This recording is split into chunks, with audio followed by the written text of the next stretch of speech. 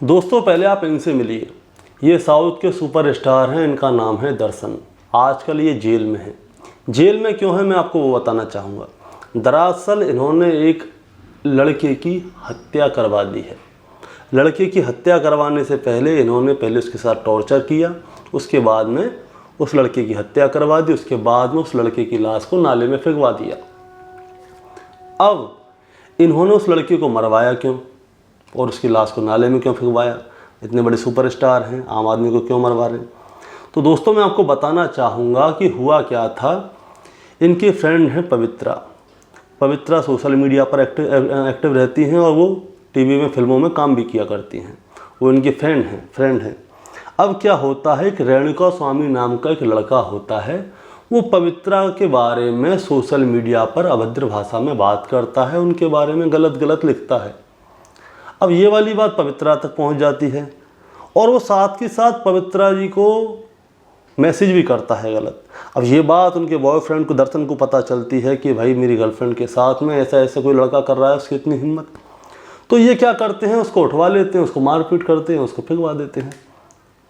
अब इन्होंने पूरी चक्रव्यूह रचा कि ये बचेंगे नहीं।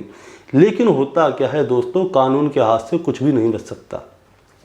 पहले आप ये दो सीसीटीवी कैमरे रिकॉर्डिंग देखिए, उसके बाद में मैं अब आपको बताऊंगा कि ये पकड़े कैसे गए। ये पहली सीसीटीवी की फुटेज है जिसमें कि रेणुका स्वामी को 6 जून 2024 को अपोलो फार्मेसी में आखिरी बार देखा जा सकता है। दरअसल रेणुका स्वामी इसी फार्मेसी में जॉब करता था, इसीलिए उसी में ये लास्ट बार देखा गया है। उसके बाद ये गायब हो गया। अब आप ये दूसरी फुटेज देखिए, इसमें आपको लाल रंग की एक गाड़ी नज़र आ रही होगी।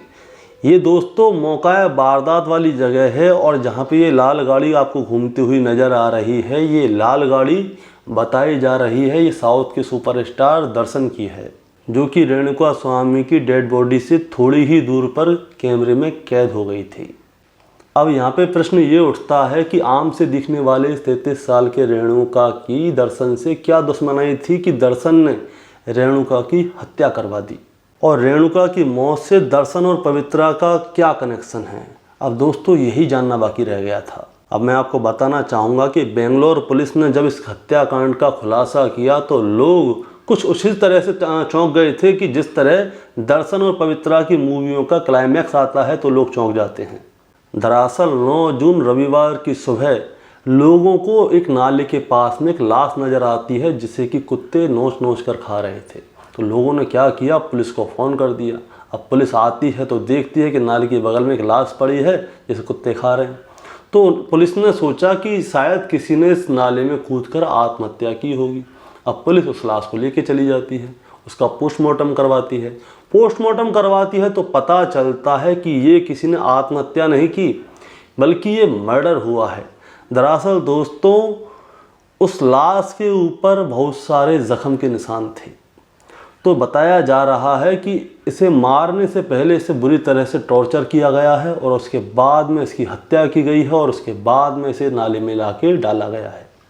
अब जब पुलिस ने इस लाश के बारे में जानकारी ली तो पता चलता है कि ये लाश रेणुका स्वामी की है।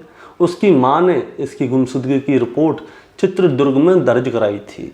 अब केस की जांच चल ही रही होती है कि अचानक, जैसे फिल्मों में गवाही देने के लिए आ जाते हैं ना कि मैं ही जयकांत सीख रहे हूँ, उसी तरह से 3 लोग अचानक से चित्रदुर्ग पुलिस स्टेशन में पहुँचते हैं और कहते हैं कि हमारे इससे पैसे को लेकर रंजिश चल रही थी। अब पैसे को लेकर रंजिश चल रही थी तो ये हमारे पैसे दे नहीं रहा था तो हमने इसे मार डाला।